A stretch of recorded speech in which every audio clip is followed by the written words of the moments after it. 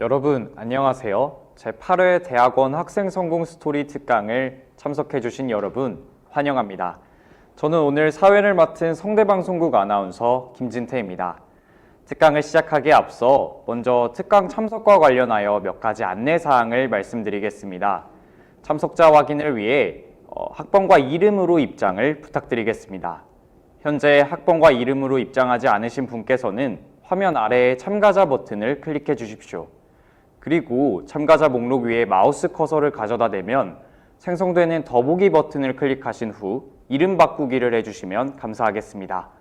또한 화면 오른쪽 상단에 보기를 클릭하시면 화면 조정이 자유롭게 가능하니 보시기에 편한 화면으로 시청하실 수 있습니다. 그리고 학생성공센터에서 운영 중인 대학원생 프로그램을 소개해 드리겠습니다. 교내 다양한 정보를 한눈에 확인할 수 있는 원클릭 사이트인 학생성공 게이트웨이는 우리 학교 홈페이지 우측 상단 또는 킹고 포털의 메뉴바의 배너를 통해 접속하실 수 있습니다. 대학원 생활에 꼭 필요한 정보를 한눈에 확인할 수 있으니 많은 이용 바랍니다. 다음으로는 우리 대학 대학원생 및 학문 후속 세대의 진로 고민 해결을 위한 실시간 온라인 토크쇼 알쓸학잡을 소개합니다. 우리 대학 교수님들과 다양한 분야에서 활약 중인 동문 선배님들의 경험담을 듣고 학자로서의 고민을 나누어 보실 수 있습니다. 지난 방송은 성균관대 유튜브 채널에서 확인할 수 있으며 2023년에도 새로운 주제로 여러분을 찾아뵐 예정입니다. 학생성공센터에서는 매년 대학원생 학생성공 롤모델을 발굴하기 위해 대학원 학생성공 스토리 공모전을 실시하고 있으며 교수님들과의 소통의 장을 마련해 드리고자 교수 멘토링도 진행하고 있습니다. 대학원생 여러분들의 많은 관심과 참여 부탁드리겠습니다. 자, 여러분 오래 기다리셨습니다. 지금 바로 제8회 대학원 학생성공 스토리 특강을 시작하겠습니다. 특강은 연사의 발표, 사전 질문 및 실시간 질의응답으로 진행됩니다. 이번 특강은 학업과 현업의 교차로에서 다시 꿈꾸다라는 2022년에 대학원 학생성공 스토리 공모전 수상자이신 정대희 원우님께서 강연해 주실 예정입니다.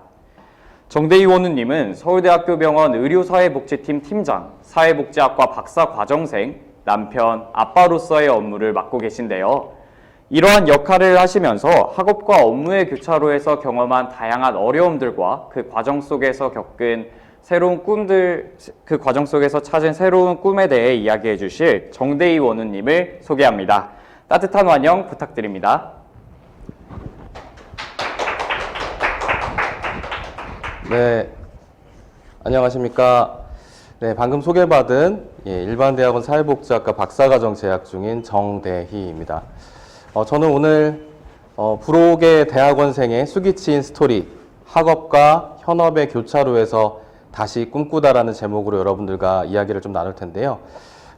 작년에 이제 대학원 학생 성공 스토리 공모전에 제 이야기를 이제 제출을 했었고요. 그때도 이제 40이었었는데 새해 들어서 또 나이 체계가 좀 바뀌었잖아요. 그래서 여전히 40이더라고요. 아직 생일이 안 지나서. 그래서 여전히 부록의 대학원생인데요.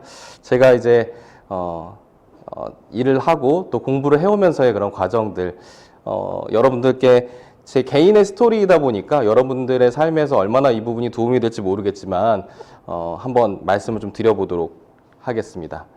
저는 이제 저를 이제 사람 책이라고 이제 표현을 한번 해봤는데요.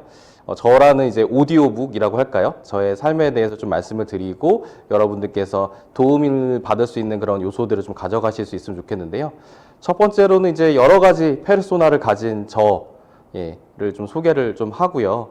그 다음에 여러 경험과 도전 속에서 이제 의료사회복지사로서 이제 일을 해오고 또 팀장이 되고 이 안정적인 그런 일 환경을 좀 갖기까지 이직했고 실패했던 스토리들 좀 말씀드리고, 그리고 이제 40이 돼서 이제 하던 일들을 이제 넘어서 이제 학업을 병행하게 된 이유와 그런 과정들에 대해서 좀 말씀 좀 드려보려고 합니다. 그래서 제가 처음 꿈꿨던 꿈은 사회복지 정책가였는데요. 그 꿈에서 지금 현재 실천가로서의 삶을 어떻게 이어나가고 있는지 현재에 대한 부분, 그리고 이제 앞으로에는 어떤 이제 박사 학위를 받고 나서 좀 어떤 꿈을 좀 꿔 나가고 싶어 하는지 이런 부분들까지 말씀 좀 드려보도록 하겠습니다.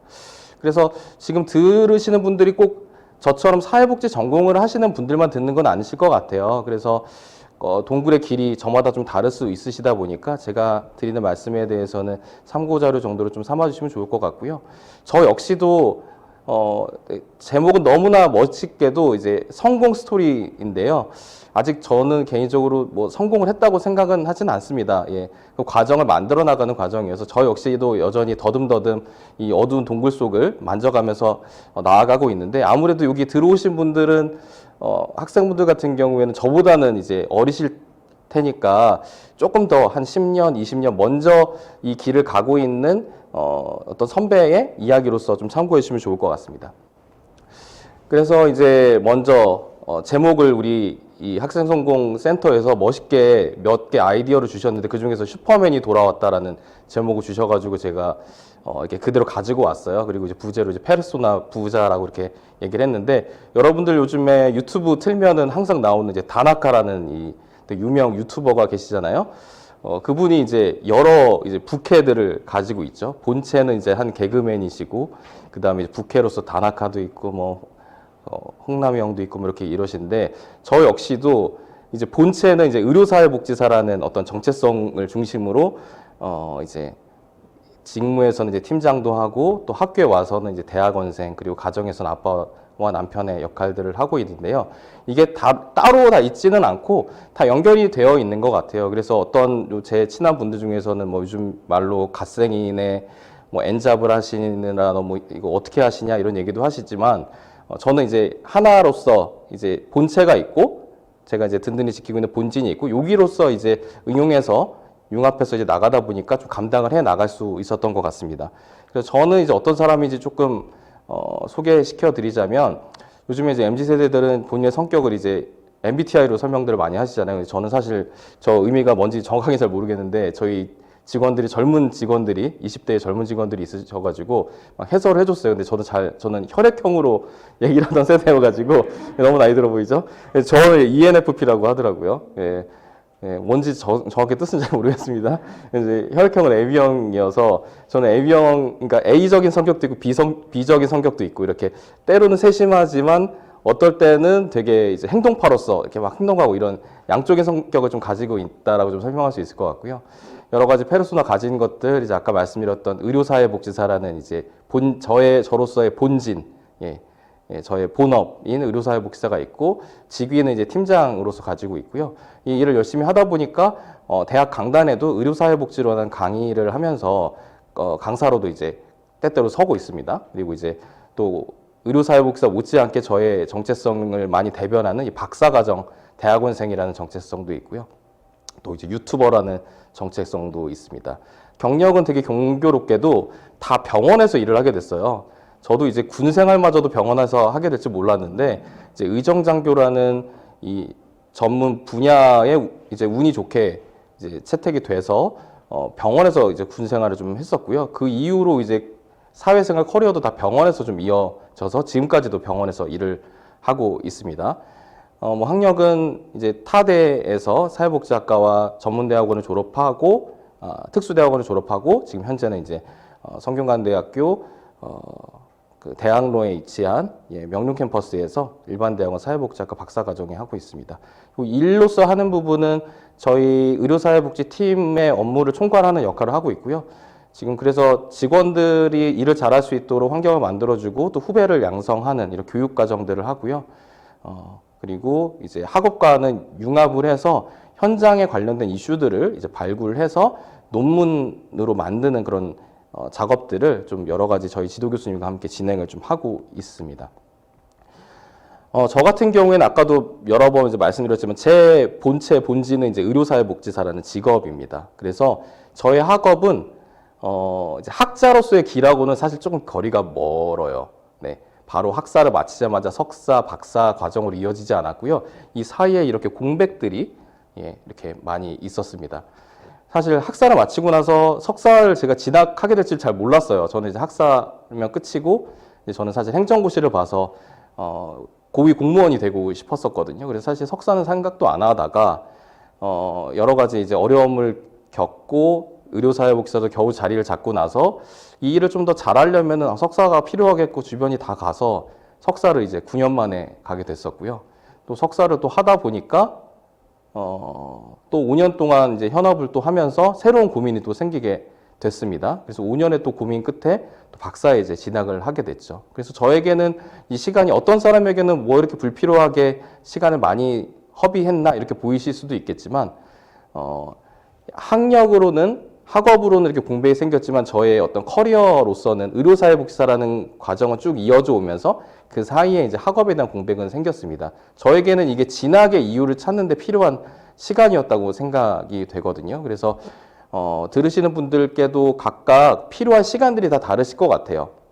저처럼 현장의 주제와 고민을 가지고 학업과 연결을 지어서 길을 찾는 게 더 적성에 맞았던 사람한테는 이게 좀 맞았을 것 같고요.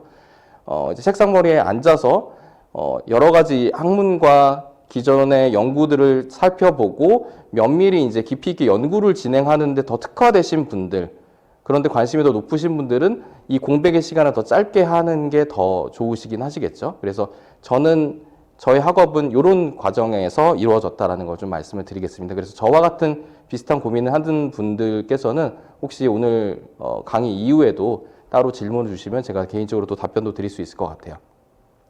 그래서 저의 본진, 의료사회복지사라는 얘기 아마 오늘 이 특강에서 처음 들어보시는 분들 많으실 거예요. 예, 제가 아는 분의 얼굴이 보이네요. 반갑습니다. 문석 선생님. 네. 예, 그 의료사회복지사라는 이야기 아마 처음 들어보셨을 텐데 저는 이제 병원에서 일을 하고 있고요. 병원에 사회복지사가 있다는 얘기 아마 처음 들어보셨을 거예요. 예, 근데 병원에는 이제 제가 일하는 이제 서울대학교 병원의 모습인데요. 이제 의원급이 있고 종합병원이 있고 상급종합병원이 있습니다. 제가 일하는 데는 이제 상급종합병원이고요. 병원에 가시면 의사 간호사들이 많이 계시죠. 그리고 병원 하면 떠오르는 직종 의사 간호사 많이들 떠올리실 거예요. 그런데 병원 안을 들여다보면요. 의사 간호사만으로는 돌아갈 수가 없습니다. 규모가 작은 곳들은 물론 그렇게 할 수가 있겠지만 규모가 큰 병원들에서는요. 이제 여러 이런 전문 직역들이 같이 협업을 해서 이 병원을 운영을 해 나가고 있어요. 제가 일하는 서울대병원 같은 경우에는 교직원이 대학로에 있는 병원 같은 경우에 약 9,000명 정도가 있고요. 제가 일하는 의료사회복지사는 약간 한 줌밖에 안 되는 그런 사람들입니다. 20명이 채 안 되는 그런 사람들이 일을 하고 있어요. 이렇게 병원 움직이게 하는 여러 직종들과 어깨를 나란히 하면서 같이 일을 하고 있는데요. 저희는 이제 그 병원이 의료적인 문제만 해결하면 괜찮으신 분들께는 저희까지 만날 필요가 사실 없으신데 이 치료 과정, 특히 중증 질환이나 만성 질환으로 오랫동안 치료를 이어가신 분들께는 이게 치료로만 끝나지 않아 문제들이 생기게 됩니다. 그래서 저희는 환자와 가족의 심리, 사회, 경제적 문제가 있으셨을 때 이걸 파악해서 이런 과정들을 좀 극복하고 치료에 집중하실 수 있도록 돕는 전문가라고 생각하시면 되세요. 그래서 저희는 이제 헬핑 프로페션이라고 좀 소개를 할 수가 있겠고요. 저희에 대한 배치 근거는 이제 의료법 시행 규칙에 나와 있습니다. 제38조 2항 6호를 보시면 종합병원에는 한 명 이상의 사회복지사를 둔다 이렇게 되어 있어요. 그리고 최근에 사회복지사업법에 의료사회복지사라는 자격이 국가 자격으로 포함이 되게 됐습니다. 11조 2항에 근거가 되어 있고요.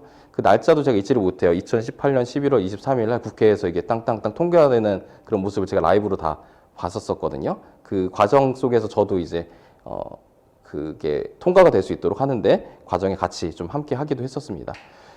그래서 이렇게 의료사회복지사라는 전문 직종은 이런 직종인데 되려고 하면은 이제 4년제에 준하는 과정들을 졸업하셔서 1급 시험을 볼 수 있는 그런 조건을 만드셔서 1급 자격 시험을 보시고 1급이 있는 상태에서 의료기관 중에서 수련 과정을 운영하는 곳에 어플라이를 합니다. 그래서 이 수련 과정 안에 들어오면은 1년 과정을 마치면 의료사회복지사 자격을 취득할 수 있게끔 이렇게 제도가 되어 있습니다. 그래서 여기서 이제 의료사회복지사를 잘 들어보지 못했던 이유가 이제 나오는데 의료기관에서 인턴 과정을 운영하는 병원이 전국에 여러 병원들이 있겠지만 30개가 채 안 됩니다. 그리고 뽑는 1년의 수련생 수가 50명이 안 돼요. 약 40몇 명 정도 됩니다. 그래서 이 의료사회복지사가 되기 위해서 이 40명의 자리를 차지하기 위해서 경쟁들이 엄청나죠. 저희 병원 같은 경우에는 올해 이제 할 수련생이 17대 1이었습니다. 뽑는 경쟁률이. 그래서 엄청 치열한 경쟁률들을 뚫고 이제 요즘에 이 의료사회복지사 일을 하기 위해서 오시는 분들이 많고요. 저는 좀 일찍 태어나길 잘했다는 생각을 요즘 들어서 항상 계속 하고 있습니다. 그리고 이제 의료사회복지사로서 나름 이제 아이콘 중에 한 명으로 이제 제가 불리고 있습니다. 감사하게도. 예, 지금 유튜브 채널을 제가 개인적으로 운영을 하고 있고요. 이제 코드명 MSW 넘버1 이렇게 한 거는 제가 2020년 이제 코로나가 한참인 시기에 유튜브를 개설해서 처음으로 일을 했었거든요. 이제 그 전에 이제 페이스북에 이런 진로 고민하는 친구들에게 질문할 수 있도록 페이지를 개설해서 이렇게 운영을 했었어요. 근데 이제 점점 인스타 그리고 유튜브로 이제 이게 넘어가더라고요, 매체가. 그래서 저도 이제 더 늦기 전에 유튜브로 한번 진출해보자 해서 지금 약 3,000명 가까운 이 구독자분들과 함께 이제 운영을 하고 있고요. 페이스북 페이지를 처음 만들 때 제가 이제 이거에 대해서는 거의 처음 얘기하는 건데 MSW 넘버1이라고 이게 적은 이유가 MSW가 메디컬 소셜 워커의 줄임말이거든요. 그래서 메디컬 소셜 워커 중에서 최고가 되겠다. 야심차게 적었어요. 근데 이제 뭐 저희가 순위를 가리지는 않으니까 뭐 제가 1위인지는 모르겠으나 나름 이제 의료사회복지사계에서는 알려진 사람이 되었습니다. 그래서 제가 오늘 저한테 스스로 되게 의미가 있는 게 이 성공 스토리를 오늘 얘기를 하는 거잖아요. 아직 성공하지는 않았지만 이 성공이라는 키워드가 제 삶에도 앵커링이 돼서 되게 큰 의미를 더 이제 부여하게 될 것 같아요. 마치 제가 MSW 넘버1이라고 약 한 2014년에 페이지를 처음 만들 때 저렇게 했던 게 저한테 의미가 음으로 양으로 이렇게 작용이 됐던 것처럼 오늘 이 자리도 저에게 큰 의미 부여가 될 것 같습니다. 그래서 이제 유튜브도 이렇게 운영을 하고 있고요. 이제 공중파도 탔습니다. 예, 다큐멘터리에 이 국가 자격으로 통과가 되기 전에 다양한 현장에서 일하는 사회복지사를 소개하는 다큐멘터리가 있었어요. 그 중에서 의료사회복지사를 소개하는 코너에 출연하기 위해서 약 10분 분량으로 나왔었고요. 옆에 이제 같이 걸어가시는 분이 의사분이신데 아마 얼굴 낯익으시는 분들도 있을 거예요. 유튜브가 아니라 유퀴즈에 나오셨던 교수님이십니다. 이런 인싸분들과 제가 함께 이렇게 일을 하고 있고요. 밑에 있는 거는 이제 메이크업위시 재단이라고 해서 소아암이나 희귀날성 질환 아이들의 투병하는 과정에서 힘을 주기 위해서 소원 들어주는 이런 단체예요. 의료비 지원해주는 단체는 많은데 소원을 들어주는 단체는 이렇게 많지는 않거든요. 요게 이제 저희가 소아암 아이들에게 이런 단체가 있으니 한번 신청해보라고 안내도 좀 많이 했었고 자원봉사단을 좀 꾸려서 참여도 좀 했었거든요. 그 인연으로 이제 로프 포 호프라는 캠페인을 좀 했습니다. 외국에서는 이 되게 그 랜드마크가 되는 빌딩이 이제 기부를 하셔가지고 이제 빌딩도 홍보도 하고 이제 모금을 하는 그런 행사들을 해서 그걸로 이제 환자들을 돕는 역할들을 많이 했었대요. 그걸 이제 우리나라에서 처음 도입을 했었는데 저게 그 코엑스가 있는 삼성동에 있는 사거리예요. 거기에 이제 캐논 빌딩에서 이제 내려오는 그런 모습입니다. 그래서 이런 캠페인에도 참여를 했었습니다. 그리고 이런 갖가지 여러 가지 의료사회복지사를 할 수 있는 여러 가지 활동에 참여하면서 보건복지부 장관 표창도 받았고 최근에는 이제 미래인재 총괄받은 미래인재라는 우천상도 받기도 했습니다. 이렇게 의료사회복지사로서 나름 이제 안정적인 길, 선도적인 길을 걷고 있는데 왜 이제 박사과정에 스스로 고생길을 이제 찾아왔을지 아마 궁금하실 거예요. 이렇게 좋은 이제 것들만 이게 제가 쭉 얘기를 했지만 사실 이 과정을 자세히 들여다보면은 사실 평탄하지는 사실 않았습니다. 그래서 여기까지 오기까지의 이직의 과정도 있었고 여러 가지 실패의 과정들 속에서 이제 전화위복을 하는 경험들도 있었어요. 이런 과정 속에서 제가 석사도 도전하게 됐고 박사까지 와야 되겠다라는 그런 제 안에 내적 동기부여를 좀 얻었었던 것 같습니다. 그래서 이렇게 제가 스스로 학업에 대한 동기부여를 하게 됐었던 이런 경험들을 좀 나누려고 합니다. 일단은 제가 일하는 이 서울대병원뿐만 아니라 우리나라에서 통칭 빅5라고 이야기되는 이제 병원들은 어떤 의료사회복지계에서 뭔가 좀 큰 기관이고 같이 일하는 의료사회복지사 수가 상대적으로 좀 많다 보니 좀 기대를 받는 게 있어요. 역할을 좀 업계에서 해주길 바라는 부분들. 그리고 제가 일하는 또 서울대병원 같은 경우에 더 그런 뭐라고 해야 될까요? 기대를 좀 받고 있고요. 또 여러 직종들이 있는데 저희는 이제 한 줌밖에 안 되는 이 소수 직렬이라고 말씀드렸잖아요. 거기에 이제 팀장이라는 거는 이제 대표를 하는 거예요. 그 직군을. 그래서 이런 책임감 속에서 내가 더 그 현장에 더 발전에 기여할 수 있는 부분은 없을까라는 부분이 그냥 현업을 단순히 잘하는 것만으로만 해결이 안 되더라고요. 그래서 학업으로 좀 풀어나갈 수 있는 부분들이 없을지에 대한 고민들이 닿아서 이제 박사과정에 도전을 하게 되기도 했고요. 또 당연한 것들을 좀 낯설게 보기 위한 그런 여정이기도 했습니다. 일단은 그냥 일을 잘 해결해 나가는 것, 환자들의 도움 요청하시는 것들 잘 해결하는 것도 되게 중요하지만 이거를 계속 지속적으로 잘 나가기 위해서는 이제 근거가 좀 필요했거든요. 그래서 에비던스 베이스 프랙티스라는 게 저희 현장에 되게 요즘에 강조가 많이 되고 있어요. 예. 잘하는 방법들은 많이 알려지고 공유를 하지만 이거에 대한 근거들은 조금 제가 느끼기에는 좀 빈약했었던 것 같습니다. 아직도 그렇고. 그래서 이런 것들을 만들기 위해서는 단순히 일만 잘하는 걸로는 안 됐고 학업과 같이 뭔가 풀어나가는 게 반드시 좀 필요했고요.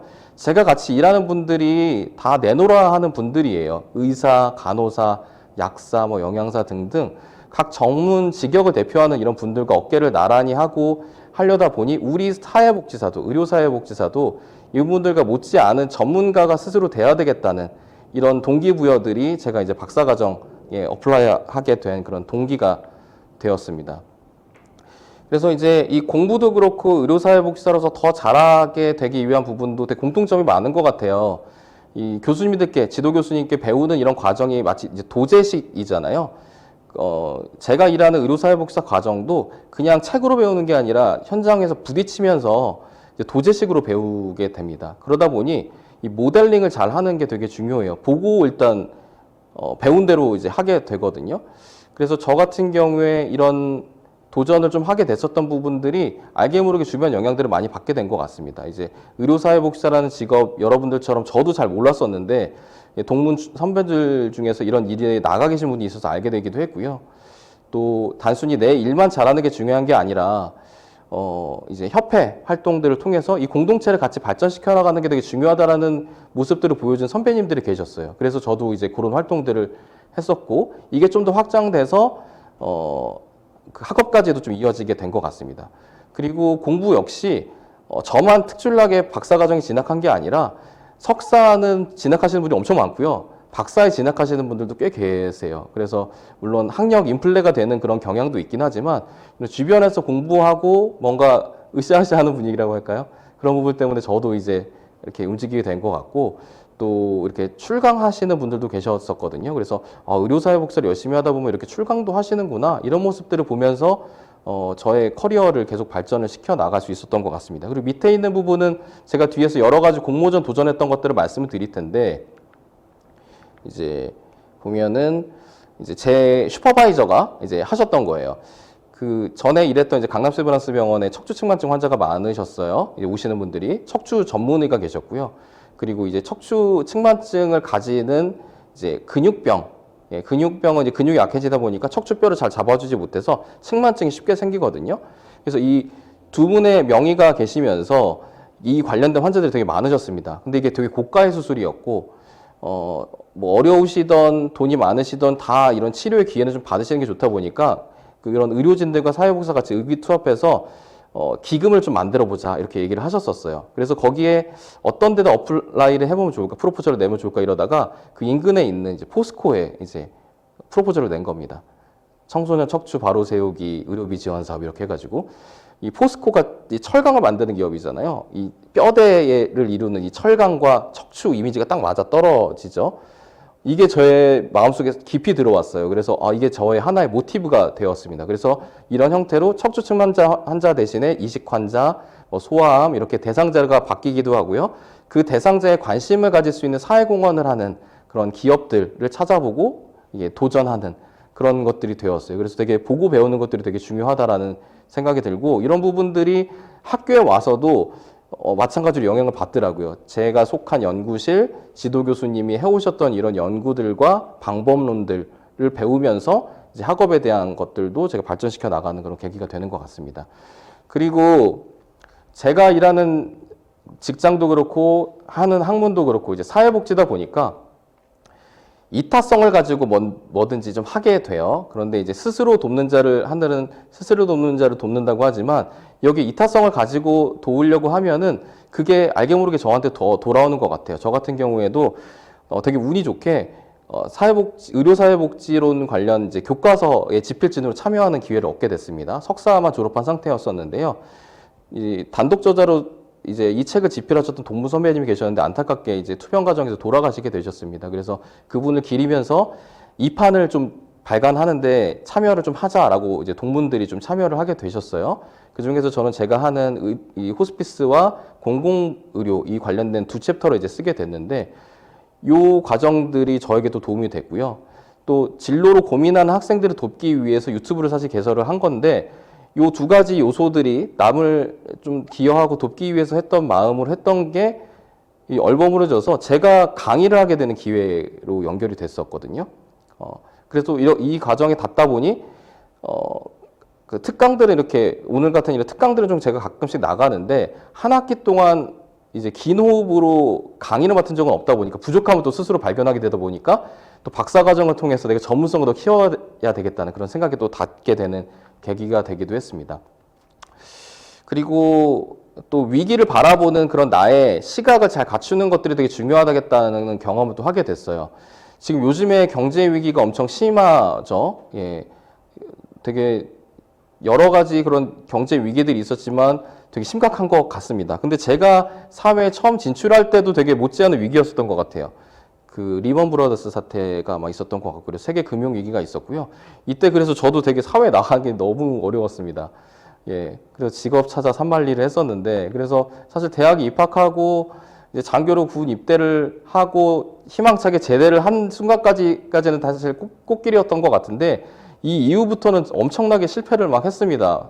면접 보는 것마다 제 꿈이었던 고시를 보는 것도 이제 실패를 했고, 여러 가지 막 다 취업을 하려는 것들도 막 다 실패를 했어요. 그러다가 겨우 이제 계약직으로 2008년 11월에 이제 첫 발을 디디게 됐습니다. 이게 저의 이제 의료사회복지사로서의 커리어를 이제 시작을 하게 된 건데, 이 실패 과정에서 저를 되게 깊이 들여다보게 되는 계기가 됐어요. 제가 다 도전했었던 부분들이 사회공헌이나 뭐 어떤 기여를 할 수 있는 방안들을 가진 그런 기업들 뭐 이런 곳이었어서 그냥 대놓고 사회복지 전공을 살려서 하자라는 뜻을 찾게 됐고요. 그래서 이 실패 과정은 제가 뒤돌아보니까 나와 더 맞는 일을 찾게 하는 과정이었었던 것 같아요. 근데 정말 저도 스스로 잘 이제 마음을 다스리고 찾는 과정들이 되게 중요했었는데 힘들고 어려웠었는데 되돌아보니 좀 이랬었더라고요. 그래서 이게 포기하지 않으면 결국에는 내가 맞는 뭔가를 만날 수 있다라는 좀 생각을 좀 하게 됐습니다. 그래서 이 플랜 B라는 게 되게 중요한 것 같더라고요. 그리고 이 실패인지 성공인지에 대한 의미는 다른 사람이 부여해 주는 것도 되게 의미가 있지만 다른 사람이 부여하는 것들이 사실 나에게 주는 의미보다 내가 부여하는 게 의미가 더 클 때가 있거든요. 그래서 사실 이 전 직장에서 정규직으로 전환의 기회가 많이 주변에서 애써주셨지만 안타깝게 안 돼서 제가 이제 현 직장으로 이직을 하게 됐고 더 열심히 일하게 되는 그런 계기가 돼서 모범 직원으로도 선정이 되고 이렇게 됐었고 또 이제 제가 일하는 병원에서 이제 해외에 진출하게 됐어요. 그 두바이 있는 UAE라는 나라 있죠. 요게 이제 라스 알카이마라는 지역에 이제 지금 나가서 저희 의료진들과 직원들이 이제 그 병원을 운영하고 있습니다. 거기에 이제 해외 주재원의 이제 푸른 꿈을 꾸고 이제 도전했는데 안타깝게 실패를 했어요. 그래서 그 뭐라고 해야 될까? 기회 비용을 이제 석사 과정에 올인을 해서 수성 졸업하는 영예를 얻게 됐습니다. 그래서 이 실패에 대한 의미를 내가 부여를 긍정적으로 하고 의미를 새롭게 부여를 하면은 분명히 나에게 맞는 그런 성공 전략에 더 가까이 갈 수 있다라는 그런 생각이 좀 들었습니다. 그래서 저는 앞에 되게 좋은 이야기들 했죠. 뭐 상도 받고 뭐도 했고. 그런데 사실 이런 꾸준함을 통한 이제 성공 전략이었었던 것 같아요. 사실 하나하나 보면은 뭐 크게 느껴지시는 것도 있으시겠지만 사실 이 꾸준함으로 인해서 이제 도전을 좀 해왔었고요. 그리고 근데 이게 성공인지 아닌지에 대한 해석을요. 난 놓고 기억자도 모를 때가 있는 것처럼 또 방안 속에 코끼리가 들어가 있는데 이걸 못 알아채는 것처럼 잘 모를 수도 있거든요. 그래서 내 삶을 계속 꾸준하게 바라보고 재해석하는 그런 의미 부여가 스스로 되게 필요하다라는 걸 말씀을 드리고 싶습니다. 특히 이제 석사와 박사 과정 역시도 끊임없는 나에 대한 의미 부여, 내가 하는 이런 공부에 대한 의미 부여가 되게 많이 요구되실 것 같아요. 그래서 이런 과정들이 필요하다라는 거 좀 말씀을 좀 드리고 싶었습니다. 그래서 결국에 저는 이제 40세가 돼서 강의실로 돌아왔습니다. 그래서 이제 제가 어떤 걸 깨달았고 앞으로의 꿈, 어떤 걸 꾸고 있는지 이제 말씀 좀 드릴 텐데요. 앞서 제가 이제 보건복지부 장관 표창을 받았다고 말씀을 드렸죠. 저는 사실 이제 사회복지학과 입학을 하면서 사회복지 정책을 만드는 정책가가 되고 싶었습니다. 제가 중학교, 고등학교 때 자원봉사를 많이 했었는데 독거노인분들 목욕봉사를 좀 했었어요. 제가 한두 시간 열심히 때를 이렇게 밀어드리면 시간이 제약이 되잖아요. 예, 할 수 있는, 도와드릴 수 있는 분들이 이제 제약이 되죠. 그래서 정책을 뭔가 열심히 만들어서 멋지게 하면은 더 많은 분들에게 혜택을 갈 수 있는 뭔가를 기여할 수 있지 않을까? 이런 생각이 들어서 저는 정책가를 좀 꿈꿨습니다. 그런데 앞서 말씀드렸던 여러 가지 실패 과정을 통해서 사실 저는 정책가가 되지 못했고, 이제 현장에서 일하는 실천가로서 이제 출발하게 됐어요. 제가 꿈꿨던 부분들과는 사실 완전 대척점에 있는 지점이라고 할 수가 있는데, 열심히 현장에서 일을 하다 보니까요, 보건복지부, 제가 꿈꿨던 사무관으로서 일하고 싶었던 보건복지부와 협업할 수 있는 기회를 얻게 됐고요. 그러면서 그 공로가 인정을 받아서 이제 표창장도 이렇게 받게 됐습니다. 저 스스로 되게 짜릿했던 순간 중에 하나였어요. 그래서 출발점이 어디든 간에 어느 수준에 이르면은 내 꿈과 출발 지점은 달랐지만 만날 수 있다라는 그런 생각을 좀 하게 됐고요. 지금은 이 출발선상에 서게 된 부분을 되게 기쁘게 생각하고 여기서 더 어떻게 나아갈지를 더 집중적으로 고민을 좀 하고 있습니다. 제가 좀 운이 좋아서 2017년도에 석사 논문 썼던 걸 가지고 이제 독일 베를린에서 하는 학회에 가게 됐었어요. 이제 학회에 가면은 이제 학회 참여도 하지만 이제 관광을 해야 되잖아요. 관광을 하는데 이제 스툴퍼스테인이라고 해서 이렇게 건물마다 저렇게 황금색 징이 박혀 있습니다. 저기에는 그 건물에 살았던 학살된 유대인들의 이름과 어떤 일을 하셨던 분들인지를 적어 놓은 그런 거예요. 그래서 이 학살의 이것들을 잊지 않겠다라는 그런 의미를 담은 거예요. 그리고 밑에 있는 사진은 이제 도심에 있는 이런 추모 그런 조각물이었었고요. 그래서 이게 되게 인상이 깊었어요. 근데 저 역시도 의료사회복지사로서 저를 찾아와서 본인의 어려움들을 이야기하는 이런 분들의 이야기를 마치 스툴퍼스테인 앞에 서 있는 것처럼 내 귀에 걸리는 바를 끊임없이 바라보고 도울 수 있는 바를 찾는 게 되게 중요하다는 생각들을 많이 하게 됐습니다. 이런 것들을 사실 공모전으로 많이 풀어왔어요. 그래서 제가 소아암 사별가족에 대해서 질적방법론으로 인터뷰를 해서 석사 논문을 쓰게 됐고요. 박사과정 입학을 위해서 이제 좀 뒤늦게 2017년에 논문을 썼지만 이제 그 퍼블리시 한 건 2021년에 퍼블리시를 하게 됐거든요. 이분들을 단순히 제 논문의 어떤 주제로만 남겨두기에는 제가 너무 마음이 아프고 이분들과 깊은 만남을 좀 갖게 돼서 제가 그 논문을 쓴 계기로 외부에 이제 펀드레이징을 받아서 이분들을 위한 프로그램을 만들었어요. 청소 프로그램이라는 거는 이분들이 자녀를 사별했는데 나한테는 그냥 죽은 사람이 아니에요. 나한테는 여전히 내 곁에 있는 가족같이 느껴지는 나의 소중한 자녀인데 주변 분들은 이분들에 대해서 얘기를 안 드리려고 합니다. 죽은 아이들 그냥 그만 떠내보내 이런 얘기들 하시는 거죠. 그래서 듣는 장소, 들을 청 장소소 이렇게 써서 듣는 장소를 만들어 드리겠다. 그 본인이 추모하는 이 아이에 대해서 실컷 얘기할 수 있는 안전한 장소를 만들어 드리겠다는 의미와 그렇게 본인한테 도움이 안 되는 얘기하는 사람들 청소시켜버리자 이런 중의적인 의미를 따라서 청소 프로그램을 만들어서 했었고요.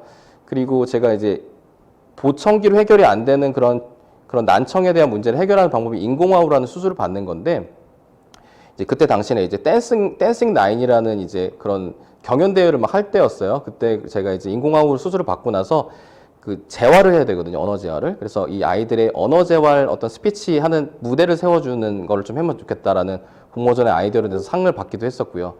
또 촘촘한 건강 안전망 시공자들 같은 경우에는 이때가 최근에 이제 수원 세모니어 사건이라는 게 터졌었죠. 이건 2014년에 송파 세모니어 사건이 터졌었어요. 안타까운 일이 있었죠. 그래서 제가 촘촘한 건강 안전망을 만들기 위한 뭔가 노력이 필요하지 않을까? 이걸 서울연구원의 모임 주제로 내서 돼서 이제 연구했었던 이런 제가 만나는 이런 현장의 장벽들을 좀 헤쳐나가기 위해서 공모전으로서 많이 도전을 좀 했었는데 이런 심포지움을 이제 만들어서 한 지금 10년째 운영을 하고 있고요. 또 이런 아이디어를 표출할 수 있는 방법들을 배우기 위해서 서울 커뮤니티 크리에이터라는 교육생의 1기 과정을 하기도 했고, 이런 여러 가지 병원의 사회공헌 프로그램을 만들어서 진행하기도 하고, 공모전에 어플라이해서 상금 받은 걸로 기부도 하고, 그리고 요즘에는 너무나 잘 아시죠? 이분 첫 번째 그 타이틀전을 하셨을 때 이제 이거를 내서 기금을 좀 따려고 했는데 잘 전달이 안 됐어요. 예, 근데 안타깝게 지셨었죠. 예, 여전히 저희가 너무 좋아하는 선수긴 한데, 예, 이런 것도 좀 했었고, 이런 과정들을 제 아이디어를 같이 발전시키고 도와주는 저희 그 후원의 동료분과 이런 여러 가지 나눔을 디자인하는 활동들을 했습니다. 그런데 이게 공모전으로만 도전하는 것들은요, 제 개인의 경험과 이 병원 울타리를 넘어가는 게 참 쉽지가 않더라고요. 이게 오랫동안 남아있으려고 하면은 학문 공동체에 논문으로 퍼블리시를 하고 해서 남기는 게 되게 중요하겠다는 그런 생각들을 하게 됐습니다. 실제로 소암 관련된 부분은 제가 논문을 썼던 근거를 통해서 이렇게 공모전과 같이 하다 보니 더 시너지 효과가 나는 것들을 경험하게 됐고요.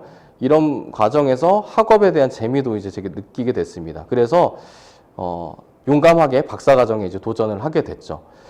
의료사회복지 현장을 조망하는 그런 연구들이 아직 많지는 않은 상황이에요. 그래서 제가 고민했던 주제들에 대해서 지도 교수님께 말씀을 드리면 그거 해봐도 좋을 것 같다는 말씀들을 되게 많이 듣게 됩니다. 그래서 박사과정 1학기, 2학기를 거쳐서 제가 소속된 기관에서 하는 아동학대 전담의료 기관 활동이 참 어렵더라고요. 정인이 사건을 통해서 이 사업이 되게 활성화가 되게 되었는데, 이 일을 잘 꾸려나가는 간사 역할을 하는 직종이 의료사회복지사거든요. 그래서 이분들이 더 이 역할을 잘하게 하기 위해서 어떤 도움이 필요한지를 질적법문론으로 풀었던 연구입니다.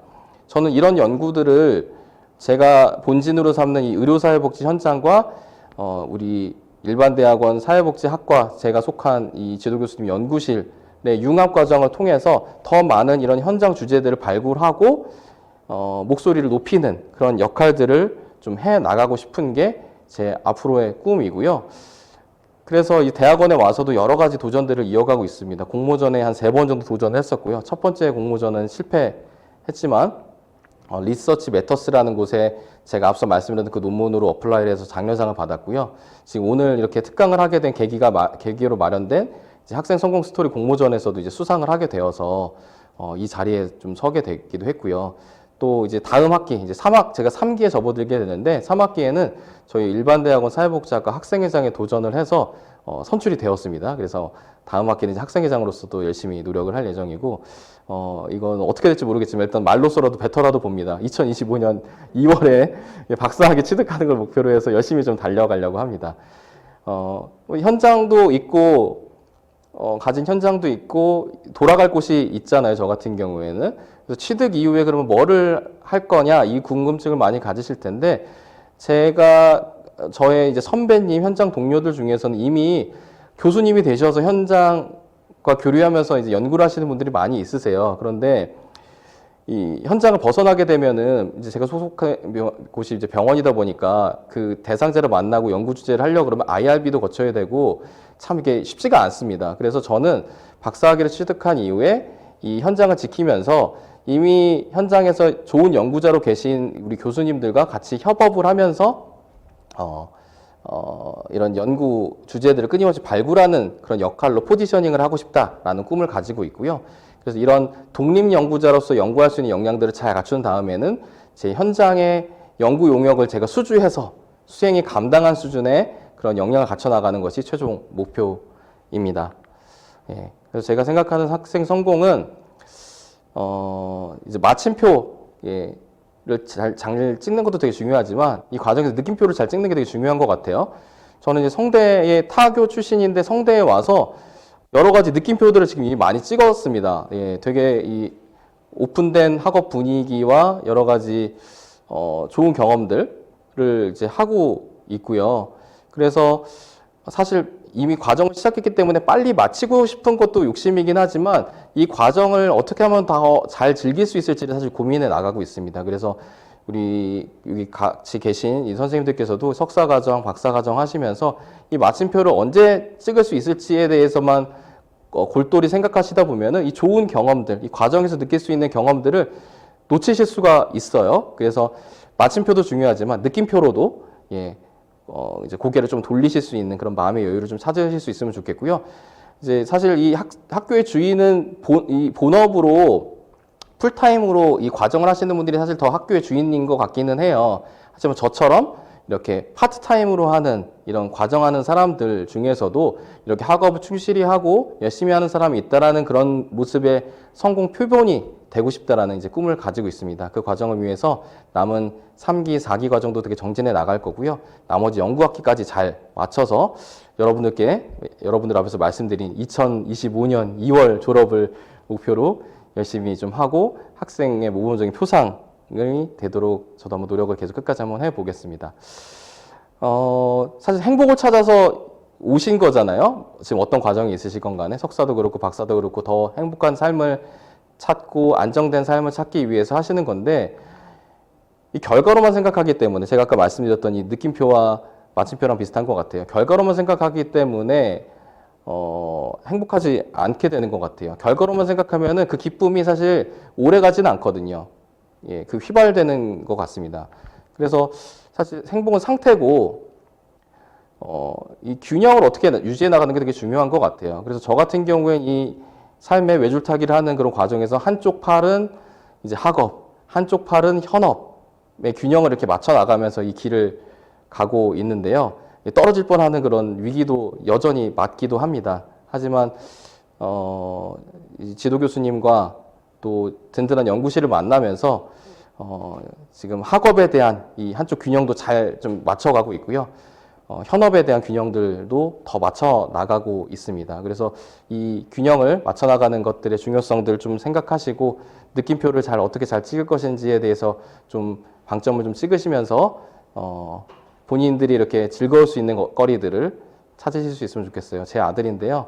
지금 이제 초등학교 5학년이어가지고 이 모습은 지금 아니긴 합니다. 그래서 본인의 어떤 삶의 과정 인도하는 이 이정표들을 따라서 나를 행복으로 인도하는 그런 과정들과 만나실 수 있기를 바라고요. 긴 시간 이렇게 들어주셔서 감사드립니다. 감사합니다.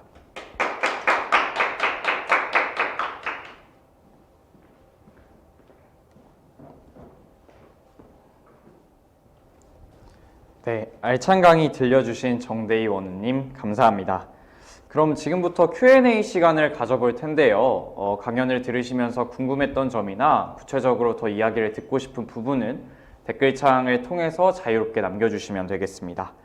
그럼 먼저 사전 질문부터 받고 가겠습니다. 사전 질문은 총 3개가 있는데요. 첫 번째 질문부터 읽어드리겠습니다.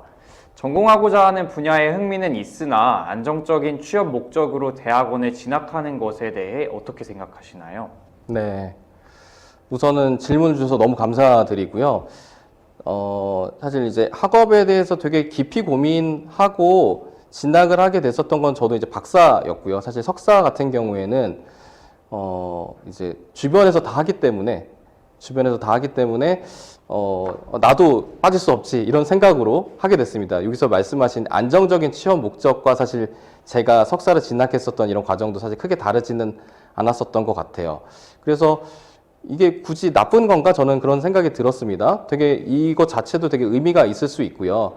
그런데 안정만 추구해서는 사실 그렇게 재미가 없거든요. 안정도 계속 너무 오래되면은 되게 지루할 수도 있다 보니까 안정 외에 내가 석사나 박사로 진학해야 되는 그런 다른 이유를 하나 더 찾아보시면 좋으실 수 있을 것 같아요. 그래서 저 목적만으로 오시는 것도 사실 저 개인적으로 나쁘다고 전혀 생각하지 않지만 좀 변주를 좀 주는 것도 중요하다 보니까 그 외의 목적도 있어야지 안정 이후에 찾아오는 그런 지루함을 견딜 수 있는 그럴 수 있지 않을까 생각이 들어서 그렇게 좀 말씀을 좀 드리고 싶습니다.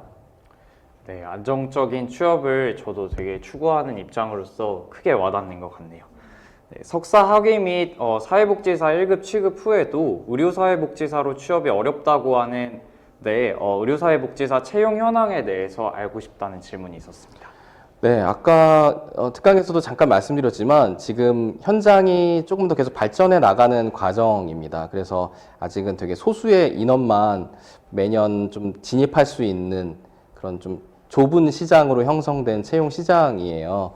그런데 지금 되게 안타까운 일이지만 이렇게 세모녀 사건들이 중첩돼서 계속 일어나면서 2022년 11월 24일에 정부에서 대책을 발표를 했습니다. 이런 의료 사각지대를 막는 일들을 위해서 의료사회복지사를 좀 더 제도적으로 활용하겠다라는 것들을 이제 공표를 했고요. 그래서 이게 어떻게 효과를 발휘하는지에 따라서 이 채용 시장의 어떤 반응들이 좀 달라질 것 같아요. 지금 현재는 약 2,000명이 채 안 되는 의료사회복지사가 현장에 그러니까 자격을 가지고 있고요. 현장에서 일하시는 분들은 한 1,000명이 채 안 되는 걸로 알고 있습니다. 그래서 지금 정부에서 최근에 발표하신 그런 정책이 어떻게 흘러가는지에 따라서 달라질 것 같은데 그게 2023년 올해 하반기 내지 2024년 정도 돼야지 구체적인 윤곽을 좀 볼 수 있을 것 같아요. 그래서 좀 그렇다라고 좀 말씀드릴 수 있을 것 같습니다. 네, 의료사회복지사를 꿈꾸시는 분들은 꾸준히 팔로잉을 하시는 게 좋을 것 같네요. 다음 질문입니다. 사회복지 현장에서 일하시면서 박사 과정을 한다면 언제쯤 하는 것이 좋을까요? 그리고 그 타이밍을 정하실 때 고려하신 요인이 궁금하다는 질문이 있었습니다. 네, 인생은 타이밍이죠. 예, 타이밍 너무 중요합니다. 저 같은 경우에 이제 석사 진학까지 9년, 박사 진학까지 5년 이 시간이 있었는데 사실 이거 자체가 질문해 주신 것 같이 타이밍을 보는 과정이었다라고 사실 생각하시면 되실 것 같아요. 아무래도 이 본 직장이 있다 보니까 이 직장이 허락할 때, 예, 그런 분위기와 이런 본인의 윗 상사가 허락하고 병원의 분위기가 허락할 때 하는 것들이 되게 중요하거든요. 그래서 저 스스로도 제가 하는 일을 이 학업과 병행하면서도 할 수 있을 자신이 있을 때 이런 것들을 이제 고민하면서 좀 했었고요. 그게 저한테는 한 5년 정도 좀 걸렸었던 것 같아요. 특히 이제 석사 같은 경우는 제가 특수대학원으로 야간으로 다녔기 때문에 밤 시간만 좀 뺐으면 됐습니다. 하지만 이 박사 과정 중에서는 사실 야간 과정이 거의 없으시잖아요. 그래서 이제 물론 그래서 제가 저녁 수업을 좀 더 듣고 주말 수업도 듣고 이렇게 그런 부분들은 좀 하긴 했지만 제가 개인 휴가를 쓰면서 해 나가야 되는 그런 과정이었었거든요. 그래서 저는 병원 안에 그런 여건들이 어떤지 근데 사실 제가 이제 팀장이다 보니까 이제 실무에 쫓기지는 않아요. 그런 여건들이 좀 작용하기도 했고요. 이제 결혼을 해서 아이도 키우다 보니까 이 아이 양육과의 그런 상황들도 좀 타이밍을 고려할 때 개인적으로 좀 영향을 좀 미쳤었던 것 같습니다. 그래서 본인을 둘러싼 그런 여러 환경들을 잘 고민하신 다음에 해보시면 좋을 것 같고요. 좀 더 구체적으로 상의를 하고 싶으시면은 제 유튜브 채널에 얘기를 좀 댓글을 남겨주시거나 아니면 제 인스타 계정으로 예, 질문을 DM 주시면 제가 좀 더 구체적으로 답변 드릴 수 있을 것 같습니다. 질문 감사드립니다. 네, 하나하나 모두 도움이 되는 답변들이었던 것 같습니다. 지금부터는 실시간 질의응답 시간입니다.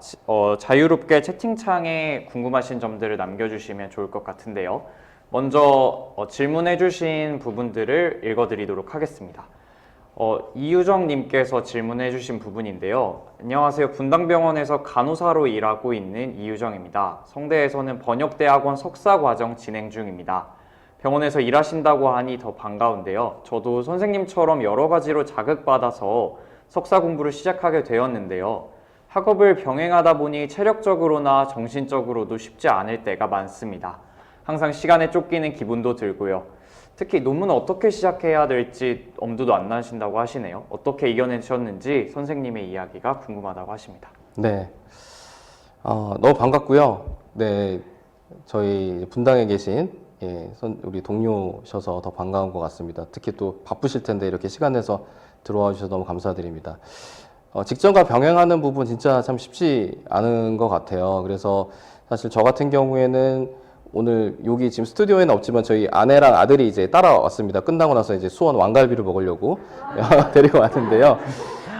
이 가족의 배려가 사실 되게 좀 중요했었던 것 같아요. 저 같은 경우에는 저희 아내가 배려해주지 않았다면 사실 이제 시작을 할 수가 없었고 특히 이제 이제 장학금이라든지 그런 어떤 금전적인 부분도 되게 중요하잖아요. 근데 다행히 이제 석사 할 때는 특수대학원이다 보니까 특수대학원 학생들끼리만 경쟁하다 보니 일을 하는 사람들한테도 이제 장학금 같은 게 많이 열려 있었습니다. 그래서 이제 이런 부분들에 대한 요소들 좀 있었던 것 같고요. 근데 일단 체력적인 부분에 대해서는 저는 사실 선생님보다는 조금 덜 했었을 것 같은 게 제가 하는 일과 연구 주제가 되게 긴밀하게 연결이 돼요. 근데 선생님께서 이제 간호사로 일하시면서 또 번역 과정을 하시다 보니까 또 현업하고 좀 다른 부분들이 있으시잖아요. 그래서 저 같은 경우에는 현업과 좀 이어지는 주제를 좀 찾아서 에너지를 좀 아끼려는 그런 노력들을 좀 많이 했었고요.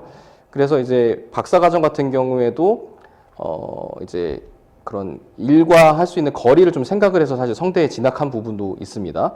그래서 그런 나에게 최적화된 그런 부분들, 요소들을 맞춰 나가려는 노력들과 고민들을 좀 상당히 좀 깊게 했었었고요. 사실 논문에 대해서는 사실 한 가지 길밖에 없어요. 지도 교수님과 상의하는 길.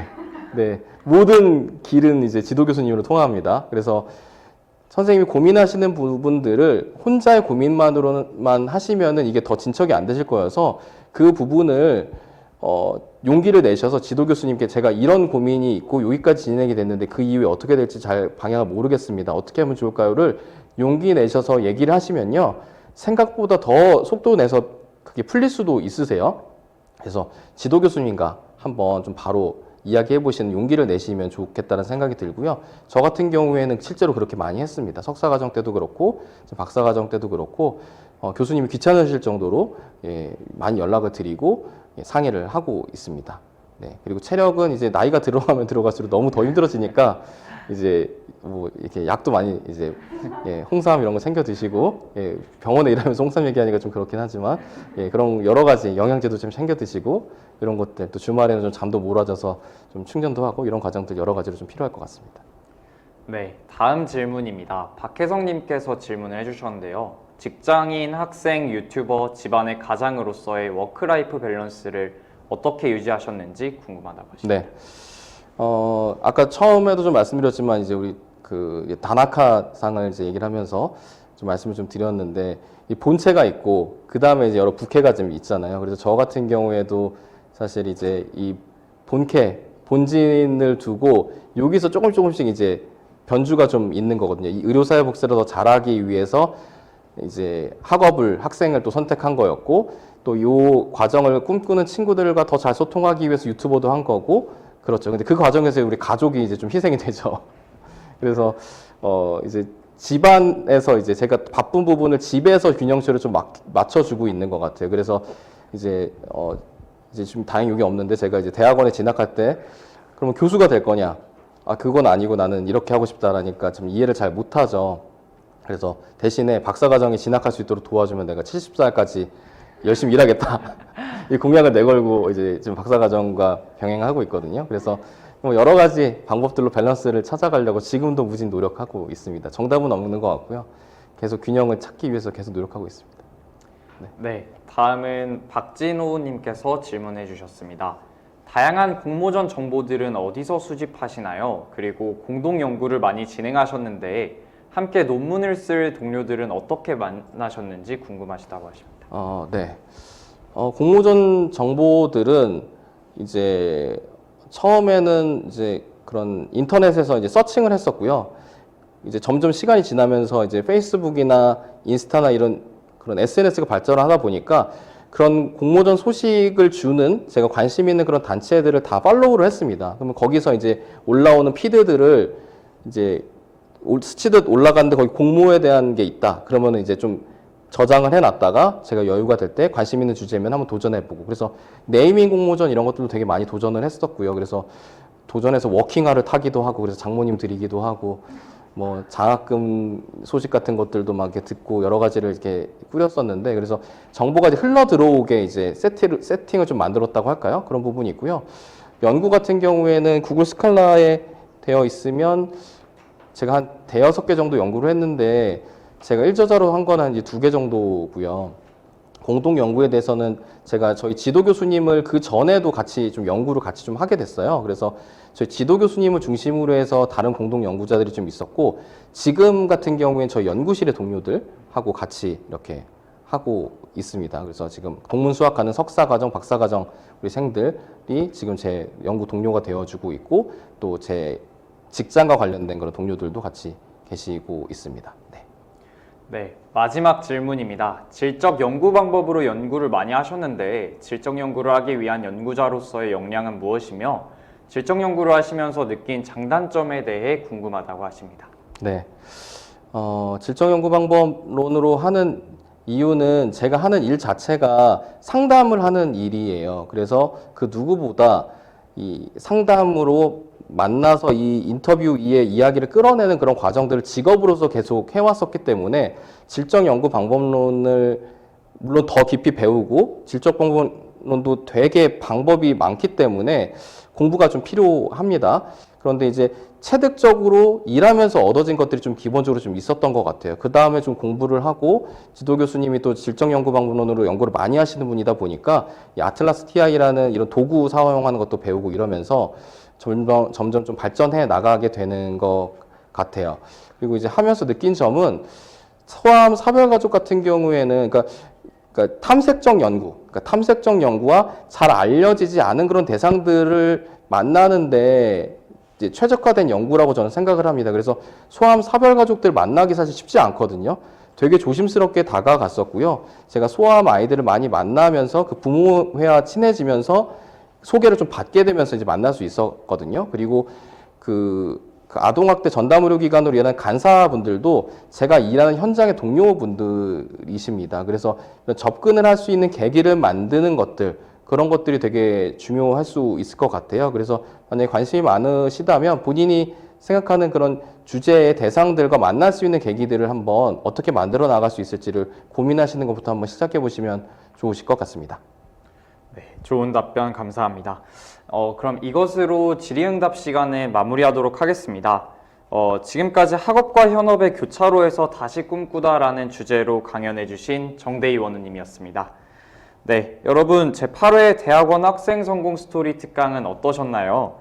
저는 개인적으로 이번 특강을 들으면서 이번 2023년도 새해에는 진로의 플랜 A인 본캐뿐만 아니라 플랜 B인 부캐를 찾는 데에도 실패를 두려워하지 않고 우선 도전해봐야겠다는 생각을 하게 되었습니다.